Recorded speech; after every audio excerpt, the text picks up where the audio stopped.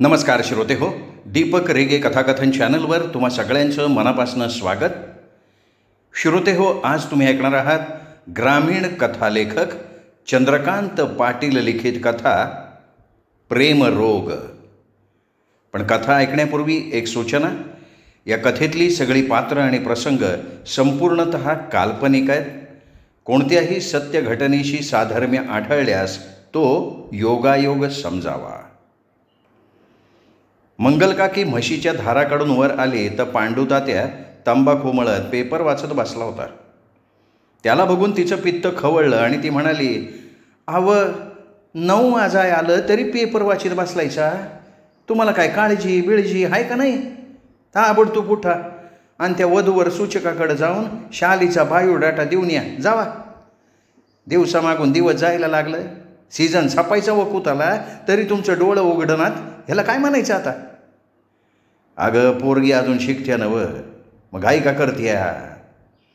चष्मेच्या वरनं बघत तात्या म्हणाला, "अव तसं नवं, लगेच नाव नोंदवलं म्हणजे लगीन ठरतंय का? त्याच्यात 50 गोष्टी बघायला लागतात. ती एकमेकाची पसंती, पाहुणं पै, देणं घेणं, ती काय सहजासहजी घडते का? सांगा बघू. त्याला येड लागतो म्हणून घाई करायची. आता उठा आणि जावा लवकर, नाही तर तो सूचक जाईन कुठंतरी." ती समजावणीच्या सुरात म्हणाली. शाली मंगल आणि पांडुतात्याची एकुलती एक मुलगी, दिसायला 4 चौघीत उठून दिसणारी. ती दररोज गवताळवाडीहून एसटीनं शहरात कॉलेजला जात होती. मंगलनं कालच तिला न्हायला घातलं होतं. तिला उघडी बघितल्यापासनं तिच्या काळजाचा ठोका चुकला होता. ह्यो एक प्याट्याने खरा आहे आणि तो घरात जास्ती दिस ठेवून चालणार बी नाही, हे तिच्या लक्षात आलं होतं. लवकरात लवकर शालीचं लगीन लावून जिकडचा माल तिकडं करायला पाहिजे असा विचार तिच्या डोसक्यात घोळत होता. आजकाल लोकांच्या नजरा लय वाईट झाल्यात. लोक जाता जाता फसवत्यात. असल्या तरण्या ताट्या पोरगीला तर कोणी बी फसवल आणि फसलेलं कळायचं बी नाही. असा विचार करत करत तिनं भाकरी बांधली आणि म्हशी घेऊन शेताकडं निघाली. शेतात गेल्यावर म्हशी तिने वड्याकडेला गवतात सोडल्या आणि ती आंब्याच्या झाडाखाली येऊन बसली. पण शालीचा विचार काही केल्या तिच्या डोक्यातनं जात नव्हता. पुन्हा शाली तिच्या डोक्यात घुसली. डोळ्यासमोर दिसायला लागली. उंची पोरी, मोकार हाडाची, लांब केसाची, आणि तिला जुने दिवस आठवायला लागले. आपण बी अगदी शालीसारखंच दिसत होतो. सगळं अंग कसं रसरशीत गच्च भरलेलं होतं. मस्तीत चाललेलं होतं सगळं. खाया पियाचं आणि मळ्यात उंडारायचं, बाकी काही काम न धंदा. पण एका मोहापायी आपलं सगळं वाटटुळं झालं. सगळा भूतकाळ तिच्या समोर उभा राहिला. गावाच्या बाहेर आपल्या नानाचा पानमळा होता.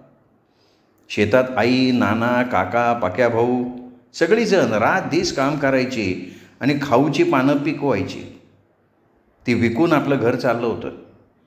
शेतात विहीर होती. विहिरीला भरपूर पाणी होतं. विहिरीवर इंजिन पंप होता. पंप चालू झाला की इंजिनाचा पुक पुक असा आवाज सगळ्या शिवारात घुमायचा. मग परिसरातली समधी बायका पोरं हौदावर जमायची. बायका कापडं धुयाच्या तर पोरं पाण्यात खेळायची. उन्हाळ्यात आंब्याच्या झाडाला आंबत एवढं लागायचं का झाडावरच पेकायचं. जांभळं तर किती खायची. खाऊन खाऊन जीभ निळी शार होयाची. दिवाळीच्या वक्ताला पेरू, भुईमुगाच्या शेंगा, मक्याची कणस, हुरडा असायचा. आजूबाजूला असणाऱ्या निरनिराळ्या झाडांनी आणि रानवेलीमुळे मळा कायम मनमोहक आणि हिरवागार असायचा. पाटाकडला कमळ, गुलाब, सदाफुली, जाईजुई या फुलांची झाडी, वेली होत्या. त्यामुळे सगळीकडं कसं सुगंधी आणि उत्साही वातावरण असायचं. दररोज सकाळी पानकोंबड्याचं तोंड बघायला मिळायचं. अशा या हिरव्यागार मळ्यात पानवेल जशी शेवग्याच्या झाडेला लपेटत मोठी व्हावी, बहरावी, तसं आपण मोठे झालो. अंगाला गोलाई आली. ब्लाऊज दंडाला घट्ट होयाला लागलं. परकर पोलकं जाऊन साडी आली. कुणासंग तरी बोलावं वाटायला लागलं. मन आणि शरीरात तरुणपणाचा वारू शिरला. कुणीतरी मैत्र असावा असं वाटायला लागलं. थोड्या अंतरावर लाल्याचा मळा होता. त्याचा बी मला आमच्या माळ्यासारखा हिरवागार पानमाळा. लाल्याचं घर मोठं. लाल्याचा भाऊ सगळी शेती बघायचा आणि लाल्या टेलरिंगचं काम करायचा. माडीवरच्या खोलीत त्याचं शिलाईचं मशीन होतं, तिथं तो कापडं शिवायचा. अख्ख्या वस्तीवर दुसरीकडं कुठं शिलाईची सोय नव्हती, त्यामुळं आजूबाजूच्या वस्तीवरच्या सगळी बाया माणसं लाल्याकडं कापडं शिवायला टाकायची. समधी लोक शिवून घेतात म्हणून आपण पण 2 ब्लाऊज त्याच्याकडनं शिवून आणली होती. ती चांगली बसली होती म्हणून एकदा दुपारच्या पाऱ्यात पुन्हा त्याच्याकडे गेलो तर तो गाळ्या टिया पाडकून खाली बघून मिशीन चालवत होता. मग आपण दारातनंच त्याला म्हणलो, ब्लाऊज शिवायचं आहे? तर तो म्हणाला, आत ये की. मग आपण आत गेलो. मला आणिक एक ब्लाऊज शिवायचं आहे, पहिलं तुम्ही लय चांगलं शिवलायचं हो. त्यावर लाल्या हसला आणि म्हणाला, मग जुनं आणलं आहे का मापाला? नाही हो, नाही आणलं. मग मला माप घ्यायला पाहिजे. मग घ्या की. आपण म्हणल्यावर तो उठला. त्याने अंगाचं माप घ्यायला सुरुवात केली. गळ्याचं कमरेचं घेता घेता टेप छातीवर आणला आणि जोरात आवाळला. आपण काहीच बोललो नाही. काय झालं कोणा ठाव, पण मनातनं मात्र बरं वाटलं. पुन्हा पुढच्या टायमाला आपण मुद्दाम जुनं ब्लाऊज नेलं नाही आणि माप घ्या म्हणालो. त्याने माप घेता घेता आपल्याला मिठीतच घेतलं आणि नको ते झालं. पण गोष्ट तिथं थांबली नाही. आपल्याला त्याची चटक लागली आणि वेळ मिळेल तेव्हा आपण त्याच्याकडे जायला लागलो, शेतात भेटायला लागलो. आणि एक दिवस जे होयाला नको होतं ते होऊन बसलं. एका रात्री जेवल्यावर आपल्याला हुंदाडं यायला लागलं. आई घाबरली. तिच्या लक्षात यायला वेळ नाही लागला. तिने खडसावून विचारलं, कुठं शान खाल्लंस गौंड घे? मारायलाच लागली. आणि मग सगळं सांगायची पाळी आली. घरात हळूहळू सगळ्यासनी समजलं. पाक्या भाऊ तर त्यो काठी घेऊन लाल्याच्या माळ्यात गेल्या, पण त्यो काय त्याला सापडला नाही तर काय झालं असतं कोणाला ठाऊक. नाना काकाला बी समजलं. काकाने डोसक्याला हात लावून घेतला. समदा मळा एखादं माणूस गेल्यावानी दुःखी कष्टी झाला. पानाला आलेली हिरवाई कोमेजून गेली. इंजिनाची पाकपूक थांबली. नानानं हातरूनच धरलं. सगळा मळा चिडी चिप. रातीला रातकिड्याचा आवाज बेसूर वाटायला लागला. झाडासने पानगळ लागावी आणि शिवारातलं चैतन्य निघून जावावं तसं घरातलं वातावरण सोकून गेलं. मग एक दिवशी तावातावानं आपला चुलता उठला आणि त्याने आपल्याला एका वैदू बाबाकडे नेलं. त्याने झाडपाल्याचं कडू औषध दिलं. पोटात भडकाच उडाला. हातपाय घासायची येळ आली. 2 दिवसांनी रक्ताचे पाट व्हायला लागले. शाळा बंद झाली. भावकीत बोंब उठली. लग्नासाठी स्थळं येत होती ती बंद झाली. लगीन ठरणं अवघड झालं. घरात दडून बसायची येळ आली.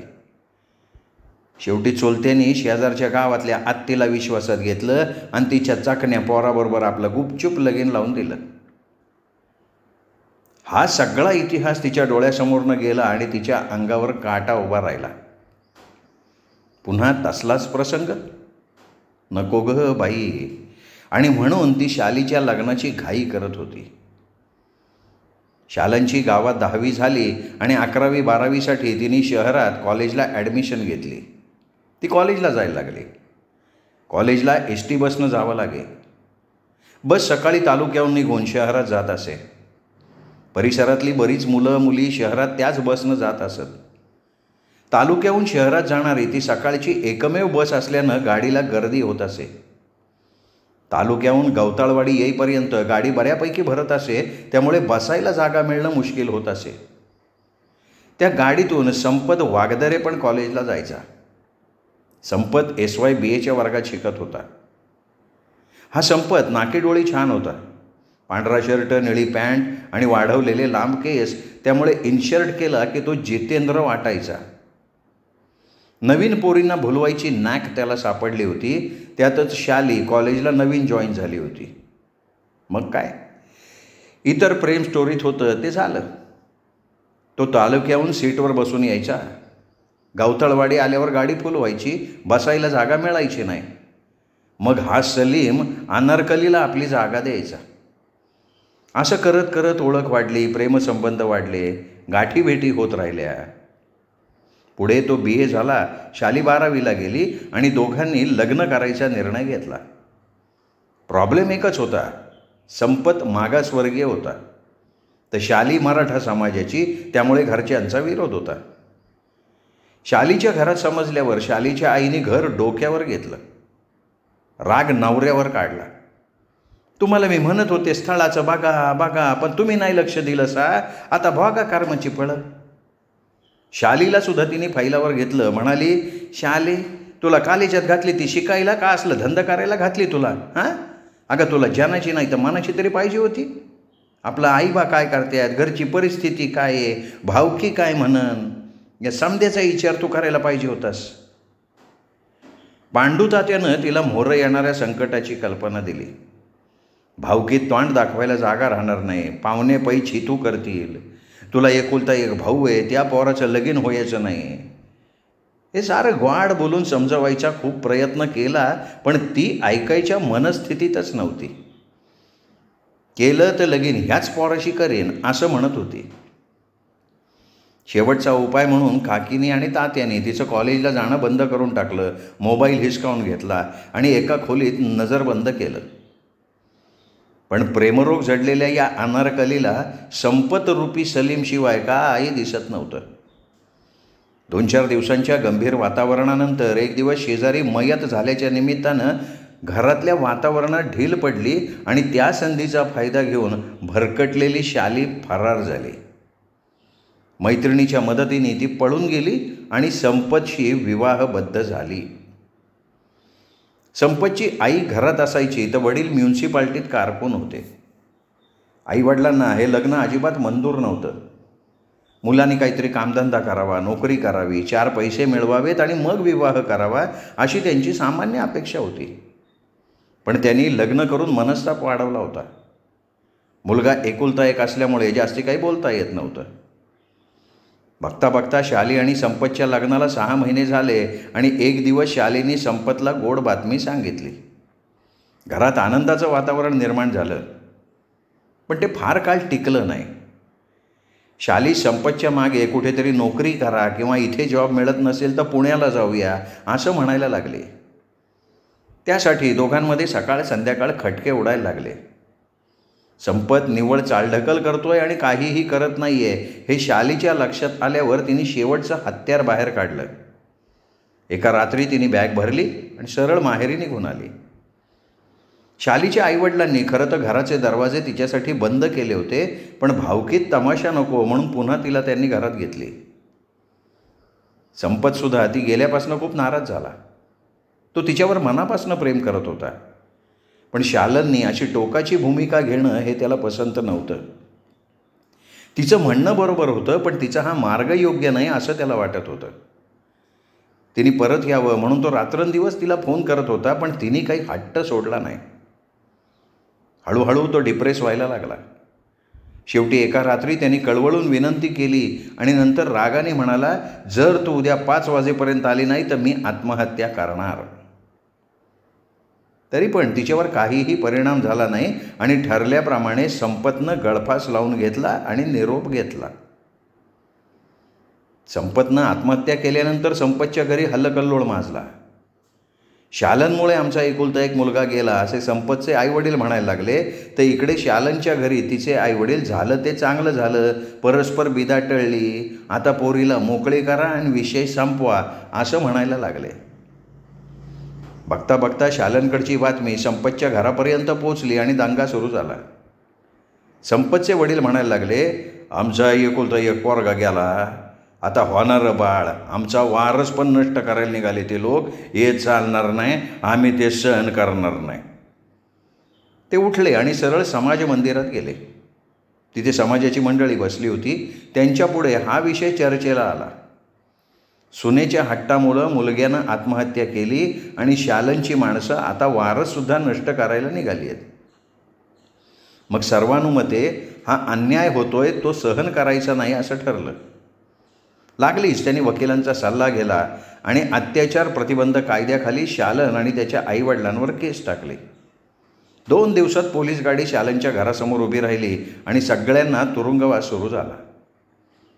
यथावका शालन बाळण झाली, तिला मुलगी झाली. पुढे काही दिवसांनी कोर्टात केस उभी राहिली.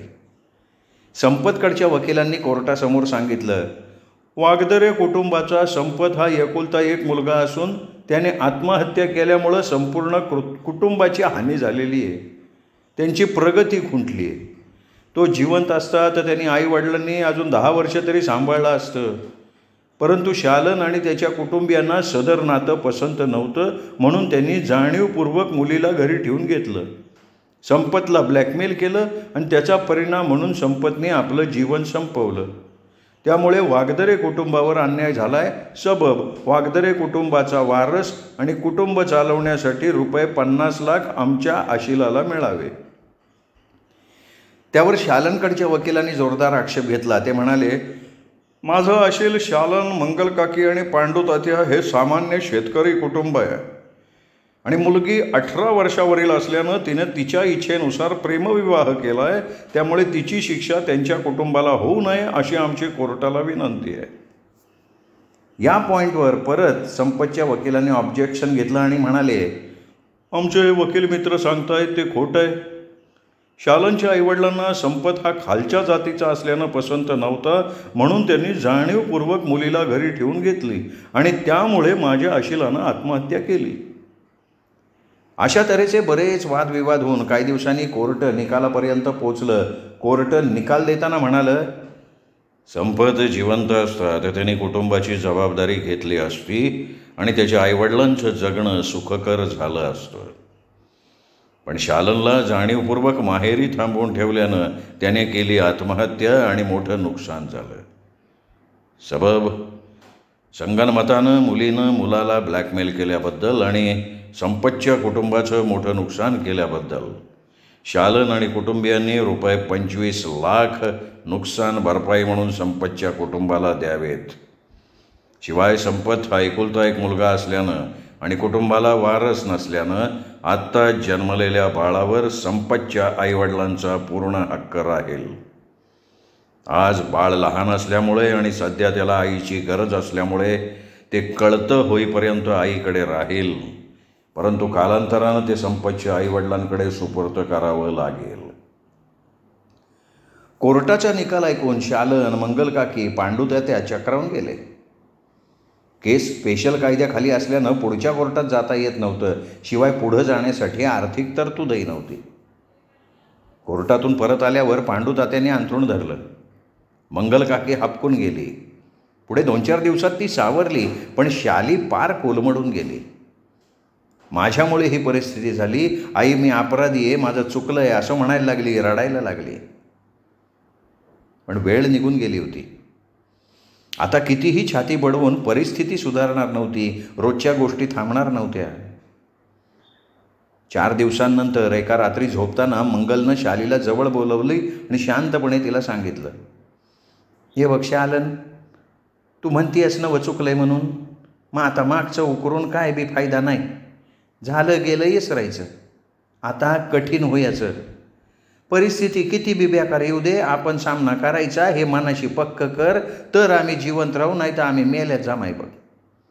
तू खंबीर हो, तात्याला बघ, भावाला आधार दे, तर सगळं सरळ होते.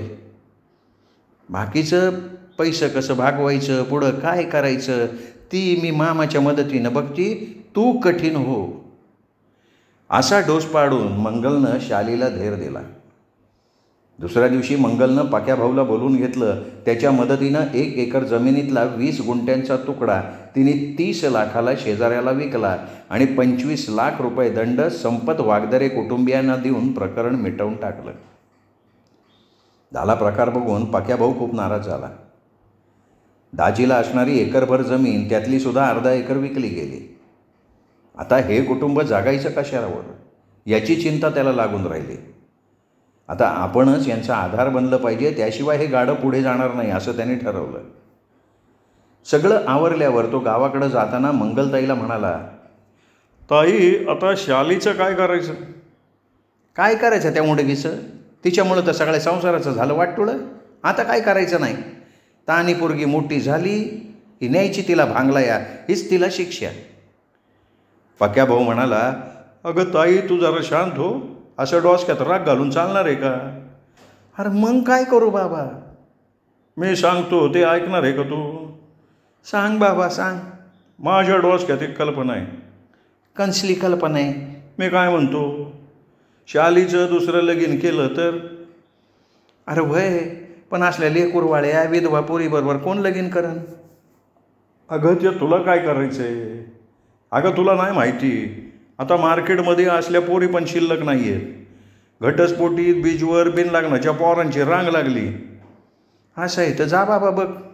मला काय बरंच झालं की डोसक्यावरचं खांद्याव झाल्यावर मला काही नको आहे वय. विषय संपला. पक्या भाऊ निघून गेला. पक्या भाऊनं गावाकडं जाता जाताच भाचीची माहिती एका वधूवर सूचकाकडे दिली. स्थळं बघायला सुरुवात झाली. काही दिवसांनी एका लांबच्या स्थळाची माहिती पक्या भाऊकडे आली. मुलगा इंजिनियर होता. त्याच्या बायकोने आत्महत्या केली होती आणि त्याला 1 वर्षाचा मुलगा होता. त्यांनी पुण्याची नोकरी सोडून नगर MIDCमध्ये स्वतःचं वर्कशॉप चालू केलं होतं. आर्थिक परिस्थिती चांगली होती. त्याला शालनचं स्थळ पसंत पडलं होतं. ही माहिती त्यांनी मंगलला आणि पांडुता त्यांना पोचवली. शालनलाही सांगितली, पण शाली लग्नाला तयार नव्हती. तिच्या पोटात पहिल्या प्रसंगाची भीती अजूनही बसली होती. शेवटी सगळ्यांनी तिची समजूत घातली. ती स्वतः होणाऱ्या नवऱ्याशी बोलली आणि मग लग्नाला तयार झाली. नवरा मुलगाही पहिल्या प्रसंगाने होरपळला होता, त्यामुळे तोही खूप समजूतदार झाला होता. अशा तऱ्हेनं सगळ्या कायदेशीर बाबी पूर्ण करून शालीचा पुनर्विवाह झाला. लग्नाच्या निमित्तानं पांडुतात्या उठून बसला, कामधंदा बघायला लागला आणि पुन्हा मंगलकाकी म्हशी घेऊन शेतावर जायला लागली आणि सुकून गेलेली ती पानवेल पुन्हा हिरवीगार दिसायला लागली. श्रोते हो, दीपक रेगे कथाकथन चॅनलवर तुम्ही ऐकत होतात ग्रामीण कथालेखक चंद्रकांत पाटील यांची कथा प्रेमरोग.